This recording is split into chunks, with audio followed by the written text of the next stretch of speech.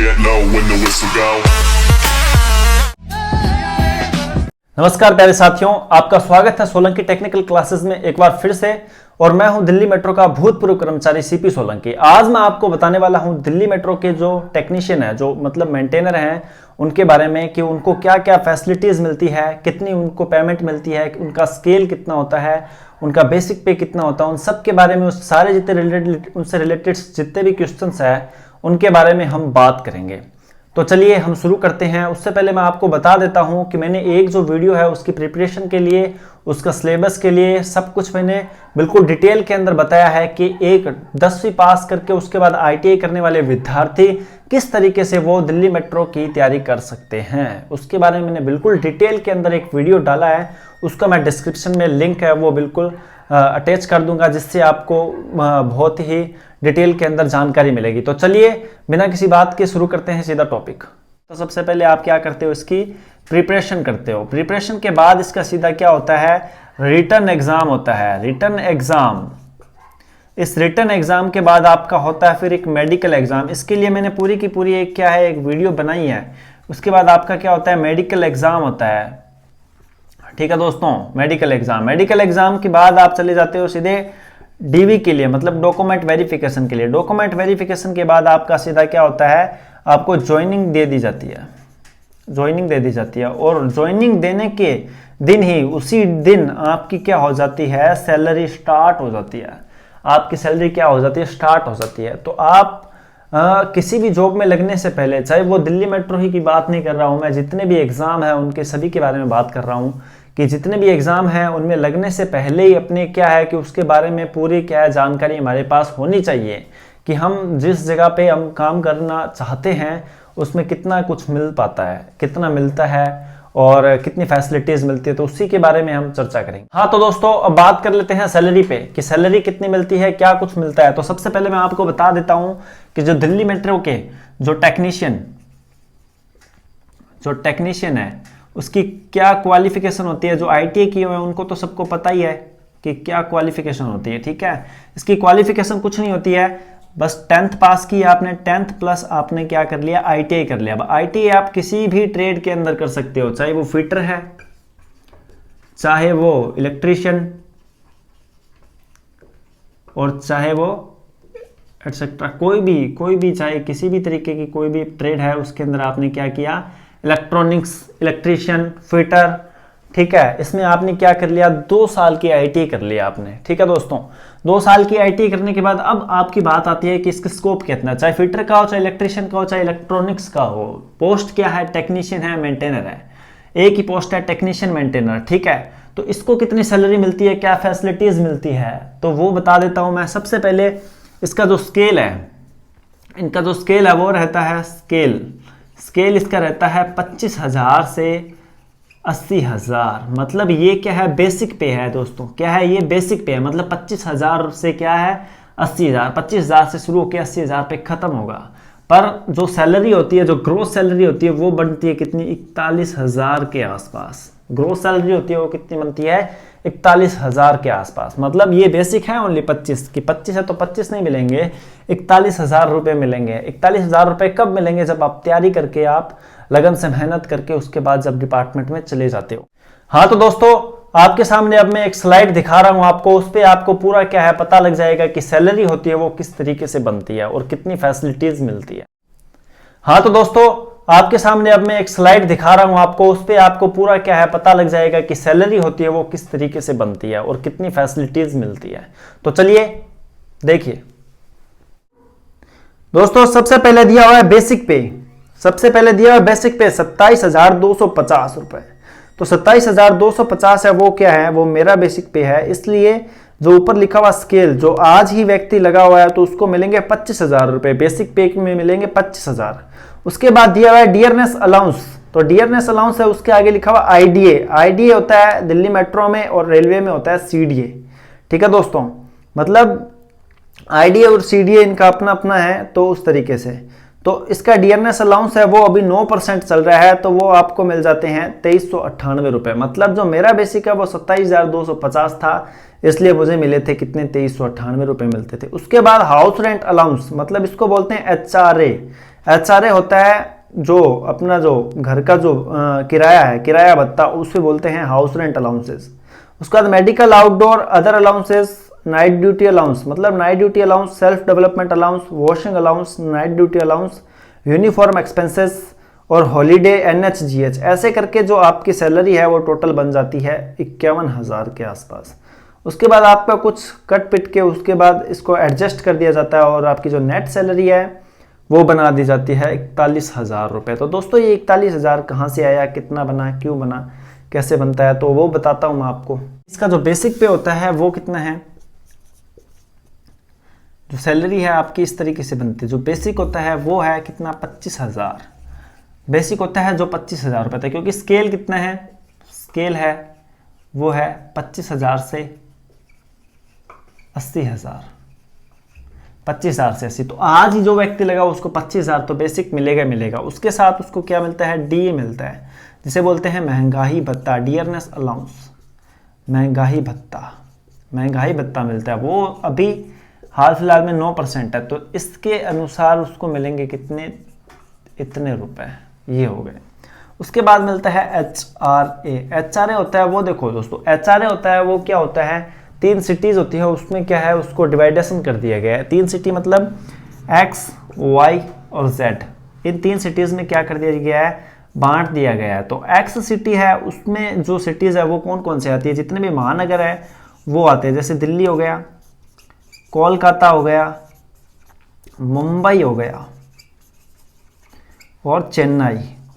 तो ये जो हैं ये सारे किसके अंदर आते हैं, X सिटी में आते हैं। और इनका जो HRA है वो होता है 24% दोस्तों। कितना होता है, 24% होता है।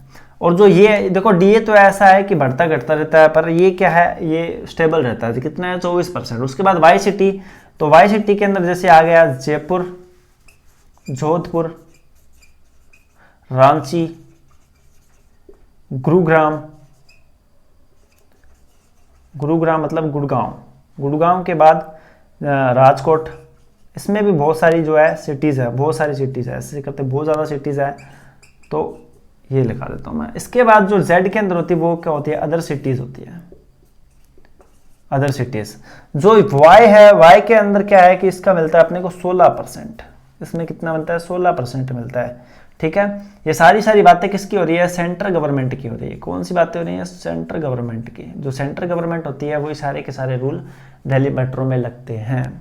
तो Z सिटीज़ है उसके अंदर क्या होता है, 8% ही दिया जाता है, 8% दिया जाता है। तो जो दिल्ली मेट्रो का है तो उसमें क्या है, 25,000 का जब हम 24% निकालते हैं तो लगभग कितना, 6,000 रुपये अपने को ये मिल जाते हैं। तो 25,000 और 6,000, 31,000 तो ये हो गए, फिर ये हो गए। फिर उसके बाद क्या है कि जो नाइट ड्यूटी है, जैसे मैंने बताया था आपको नाइट ड्यूटी अलाउंसेस जो NDA बताए थे, तो नाइट ड्यूटी अलाउंसेस में भी क्या है, कुछ अलाउंसेस मिलते हैं।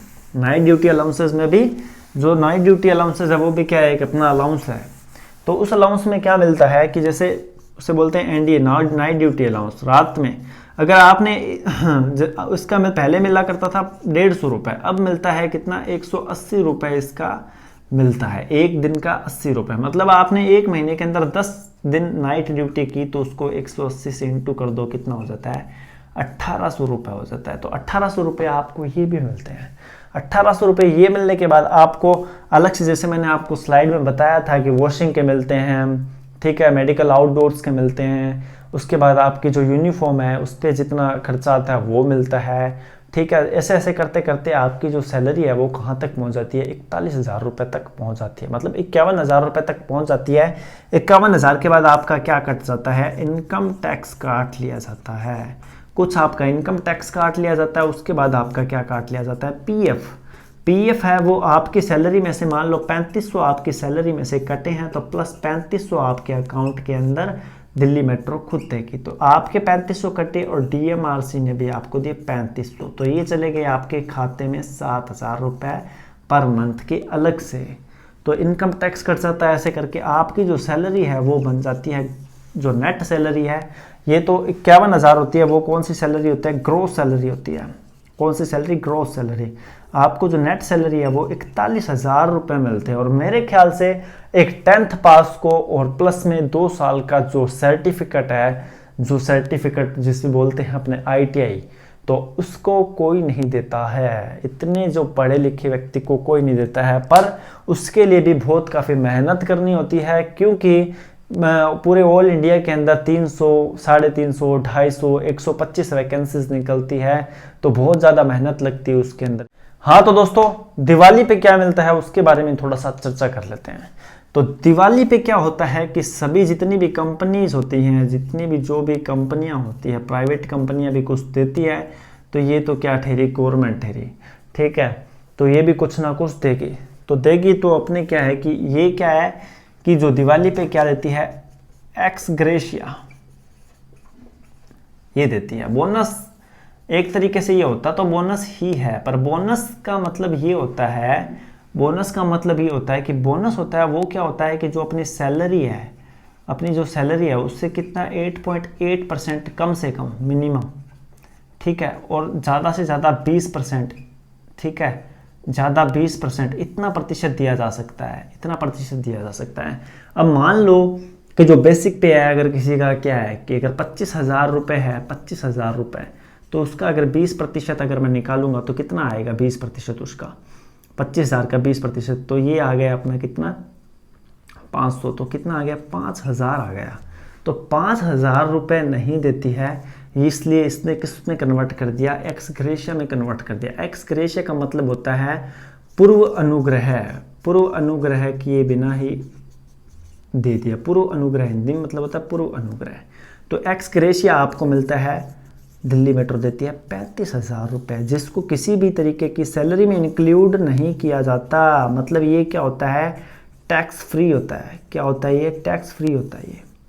ये टैक्स फ्री होता है, इसमें किसी तरीके का भी क्या है, कोई भी तरीके की सैलरी नहीं, सैलरी में इंक्लूड नहीं किया जाता। तो दिवाली पे ये तो मिलता ही मिलता है, उसके साथ आपको क्या मिलता है, 1,500 रुपये का एक कार्ड भी दिया जाता है, कार्ड दिया जाता है, ठीक है। उससे आप किसी भी प्रकार की शॉपिंग कर सकते हो, कार्ड से किसी प्रकार की क्या कर सकते हो, शॉपिंग कर सकते हो। तो चलिए दोस्तों, इसके बाद अब दोस्तों सैलरी पे बात होगी तो घूमने पे भी बात कर लेते हैं। कहीं ना कहीं घूमने के लिए भी तो भेजती होगी, तो घूमने पे बात कर लेते हैं कि घूमने कहाँ कहाँ भेजती है। कहाँ कहाँ मतलब ये है कि आप अपनी मर्जी से जा सकते हो, वो नहीं बताती कि भाई कहाँ घूमने जाना है। तो चलिए बात करते हैं एलटीसी की। जैसे रेलवे के अंदर क्या है, एलटीसी होती है, ठीक है। इसी तरीके से दिल्ली मेट्रो में भी क्या है, एलटीसी होती है।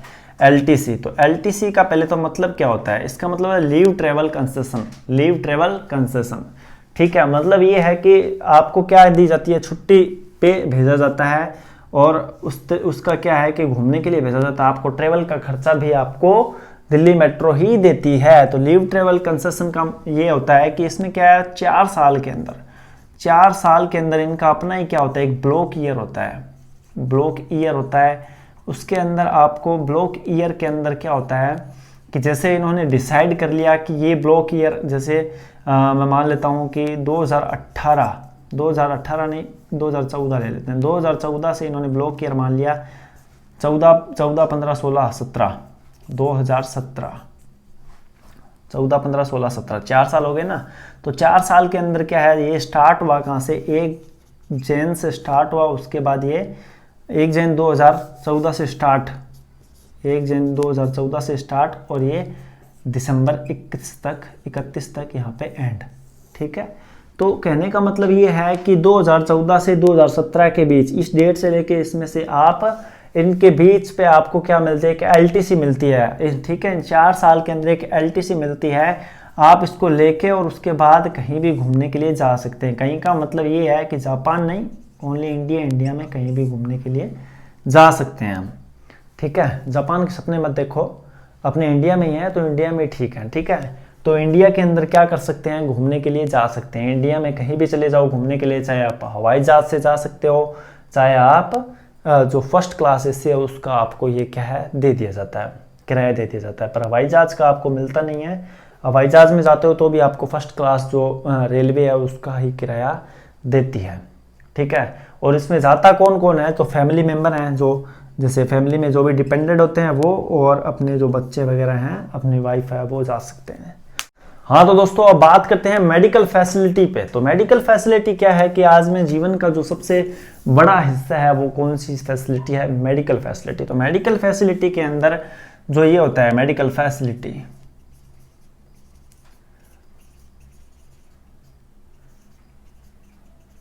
मेडिकल फैसिलिटी में दोस्तों आप मान लो कि इसमें क्या है कि पैनल के हॉस्पिटल होते हैं, नॉमिनेटेड हॉस्पिटल होते हैं, जो दिल्ली मेट्रो के नॉमिनेटेड होते हैं कि भाई यहाँ पे आप इलाज कराओगे तो आपको क्या बेनिफिट मिलने वाले हैं। एक तो आपका क्या होता है कि कैशलेस कार्ड बना दिया जाता है, उसमें आप क्या है कि कहीं से भी जाओ और कैश बिना किसी केस के जाओगे, आपका क्या हो जाएगा, इलाज हो जाएगा।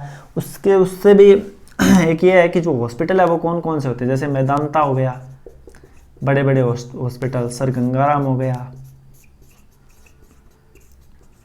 ठीक है, और भी काफ़ी जो प्रसिद्ध है जैसे आकाश हो गया, ये सारे हॉस्पिटल हैं यहाँ पे, ठीक है।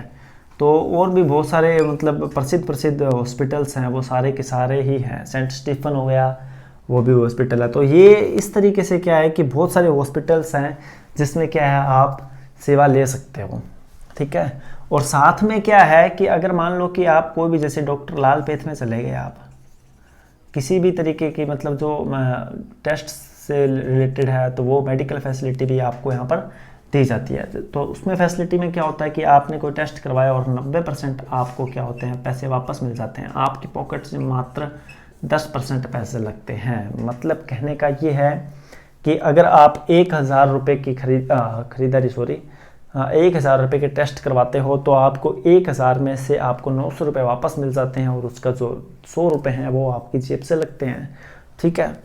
तो ये सारी क्या है मेडिकल फैसिलिटीज़ है। नमस्कार दोस्तों, चलते हैं नेक्स्ट वीडियो है वो वापस से चैप्टर से स्टार्ट करेंगे और वापस हम चैप्टर पे आएंगे। इसके बाद जो अपने रासायनिक सेल वगैरह है वो वाला चैप्टर करेंगे। तो धन्यवाद दोस्तों, थैंक यू।